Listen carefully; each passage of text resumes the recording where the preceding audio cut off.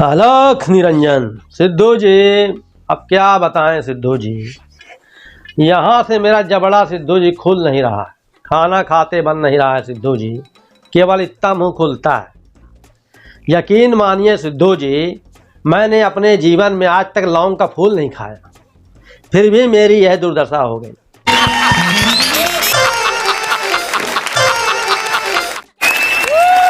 अलख निरंजन। सिद्धू जी आज मेरा इंटरव्यू है। मैंने अपने जीवन में पूर्ण रूपेण साधु का जीवन जिया। पूर्ण रूपेण मैंने अपने जीवन में साधु का जीवन जिया है। मुझे अपने आप से पर्सनल अपने आप से कोई शिकायत नहीं है, लेकिन कुछ शिकायतें हैं। मुझे शिकायत है इन हाथों से शिकायत है, मुझे इन पैरों से शिकायत है, मुझे अपने इस मुंह से शिकायत है। ये गद्दारी करते हैं सिद्धू जी। पाँव जो है चल देता है, बिना पूछे चल देता है, जाके किसी ठेले के सामने खड़ा हो जाता है, समोसे खाएगा, जलेबी खाएगा। और ये हाथ, ये तो और धोखेबाज है, सीधे पर्स निकालता है और पैसे दे देता है। और ये जीभ सब खा जाती है, चपर चपर चपर चपर। सिद्धू जी इनसे मुझे बड़ी शिकायत है, लेकिन मैं पूर्ण रूप में साधु हूँ।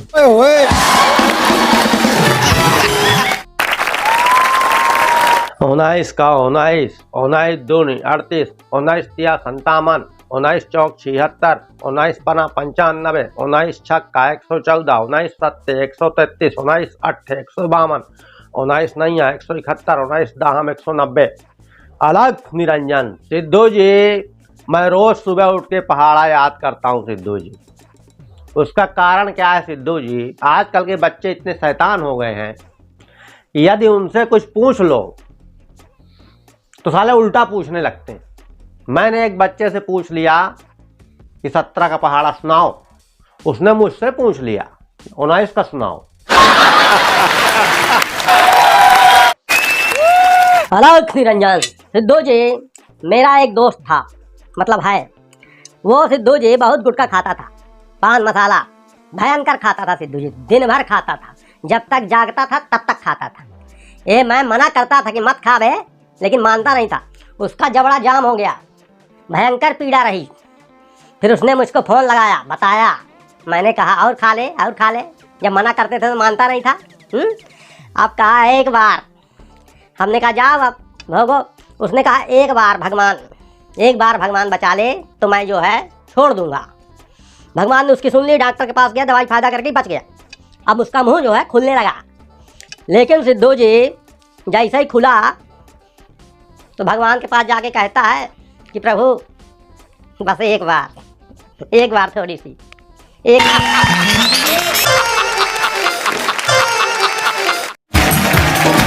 अलख निरंजन। सिद्धू जी हर इंसान को यह सोचना चाहिए कि मैं इस दुनिया से चुपके से कभी नहीं जाऊंगा। यदि कोई जाएगा तो मेरी अकर्मण्य प्रवृत्ति, यदि कोई जाएगा तो मेरी बुरी आदतें, यदि कोई जाएगा तो मेरा अधूरा लक्ष्य, यदि कोई जाएगा तो मेरे मस्तिष्क का वह भाग जिसने अपने मन पसंद लक्ष्य को चुना नहीं, यदि कोई जाएगा तो मेरी अकर्मण्य प्रवृत्ति, यदि कोई जाएगा तो मेरे अधूरे सपने, यदि कोई जाएगा तो मेरे वो हाथ जो लक्ष्य को छू ना सके, यदि कोई जाएगा तो मेरे वो पैर जो लक्ष्य का पीछा ना कर सके। हाँ, मैं इस दुनिया से जरूर जाऊंगा, लेकिन ऐसा लगे कि मैं इस दुनिया से कभी नहीं गया, क्योंकि मैं छोड़ जाऊंगा एक ऐसा जुनून जो तेजाब से भी तेज होगा, जो पेट्रोल से भी ज्यादा ज्वलनशील होगा, एक ऐसी आग जो कभी बुझेगी नहीं, एक ऐसा तूफान जो कभी थमेगा नहीं।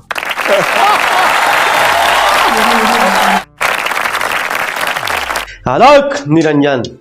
सिद्धू जी जब से मैं साधु बना हूं सिद्धू जी, 10 बजे इस चिमटे को लेकर निकल जाता हूं सिद्धू जी डेली, और 5 बजे घर वापस आ जाता हूं सिद्धू जी।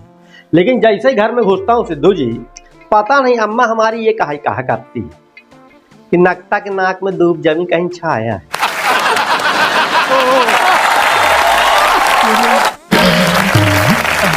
अलख निरंजन। सिद्धू जी आज एक नए कलाकार को लाया हूं सिद्धू जी, उसको भी थोड़ा देख लीजिए सिद्धू जी। शुरू कर। जब स्कूल में थे लगा स्कूल से मजा बेकार, अब कॉलेज चला जाए, कॉलेज पहुंच गए, फिर अब कॉलेज से फुर्सत हो गए, सब पढ़ाई लिखाई पूरी हो गई गुरु, अब कहीं बढ़िया अच्छी सी नौकरी ढूंढ के बढ़िया स्कूल न जाए पड़े सारे का। भगवान ऊपर से देखत रहे, कहीं इनको चुन चुन के मास्टर बनाओ सबको, इनको कुछ मत बनाना, ना डॉक्टर, ना इंजीनियर, ना कलेक्टर, ना दरोगा, ना एसपी, बनाओ मास्टर इनको। सबके सब मास्टर बन गए। अब ले फिर शुरू हुई गिनती का कबूतर को का रगस को गा मले को गा गी को मेरे को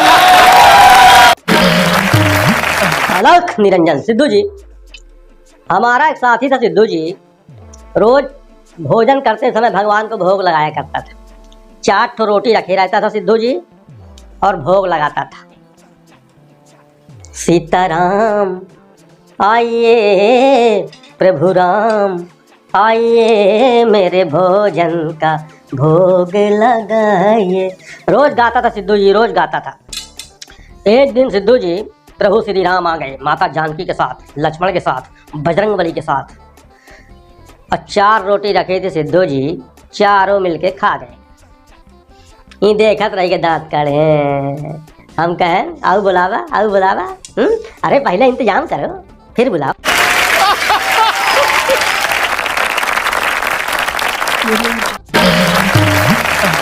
अलख निरंजन। सिद्धू जी, आज एक नए कलाकार को लाया हूँ सिद्धू जी, उसको भी थोड़ा देख लीजिए सिद्धू जी, तो उसका भी कुछ रोजी रोटी का काम हो जाए सिद्धू जी, उसको भी थोड़ा देख लीजिए, वही बहुत हंसी लगाता है सिद्धू जी। थोड़ा उसको भी देख लीजिए। है शुरू कर।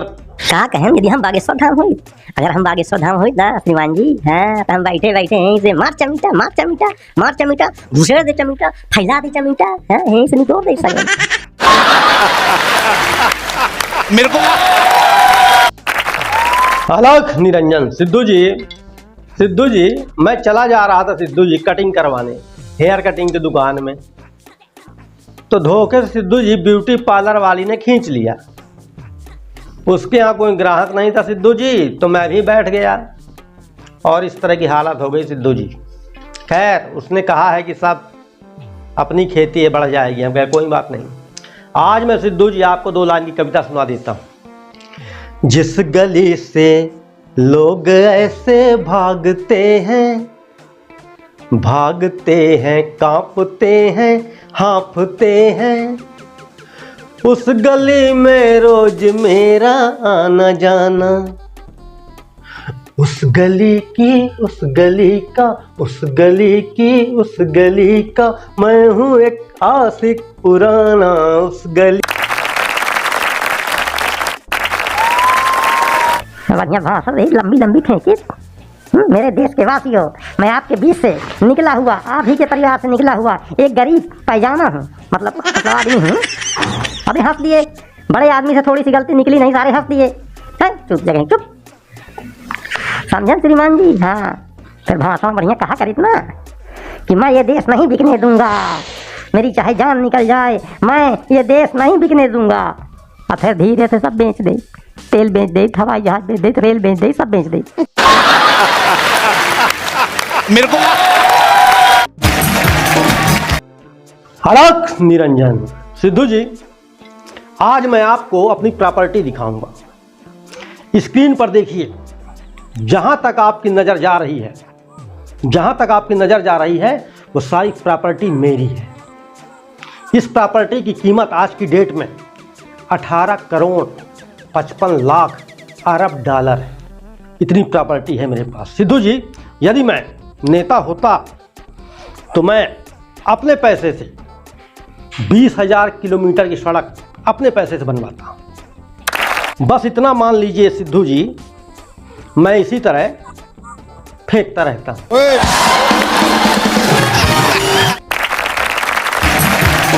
अलख निरंजन। सिद्धू जी, साधु बनने के पहले मैं कर्मचारी हुआ करता था। सबसे पहले मैंने पुलिस की नौकरी की 3 साल। तो रात रात को फोन आते थे, मैं जाता ही नहीं था। सिद्धू जी, फिर मुझे वहां से निकाल दिया गया। फिर मैं जो है दूसरे ऑफिस में ज्वाइन कर लिया मैंने। फिर वहां जो है मैं कोई भी गलती करता हूं सिद्धू जी, मैं स्वीकार कर लेता हूं। कोई भी गलती करूं स्वीकार, मुझे कारण बताओ नोटिस आता है तो मैं कोई भी गलती होती है मैं उसे स्वीकार कर लेता हूं कि हाँ मैंने किया है, और अधिकारी मुझे माफ भी कर देता था। हाँ, मैं उसमें लिखा करता था कि अस्तु श्रीमान जी से निवेदन है कि ये मेरी 15वीं गलती है, मुझे क्षमा किया जाए।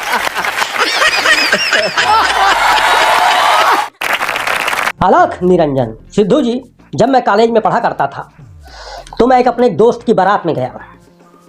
जब वहाँ पहुँचे तो दोस्त की सहेलियाँ लोग गाना गा रही थी। दूल्हे राजा आएंगे सहेली को ले जाएंगे, मन तो हमारा भी डोलेगा डोलेगा, जब डोली लेके आएंगे दूल्हे राजा।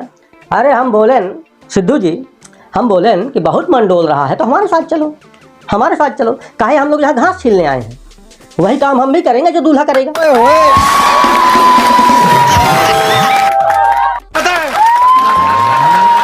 आलोक निरंजन, सिद्धू जी, मैं समाज सेवा भी करता हूँ, मैं लोगों की सेवा भी करता हूँ। मैं एक मलहम बेचता हूँ, यदि किसी के दांत खाज खुजली हो तो मैं मलहम भी बेचता हूँ। सिद्धू जी, आप सूट बूट में हमेशा बैठे रहते हैं, आपके दांत खाज खुजली जरूर होती होगी, इसलिए हम आपके लिए लाए हैं एक मलहम जिसका नाम है राजा दाद मलहम।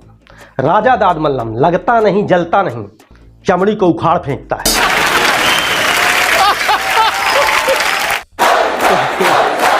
आलोक निरंजन, सिद्धू जी, बड़े खुशी की बात है, मुझे भोजपुरी फिल्मों में काम करने का मौका मिला है और मेरी हीरोइन होगी आम्रपाली दुबे, उसके साथ मुझे फिल्म करनी है।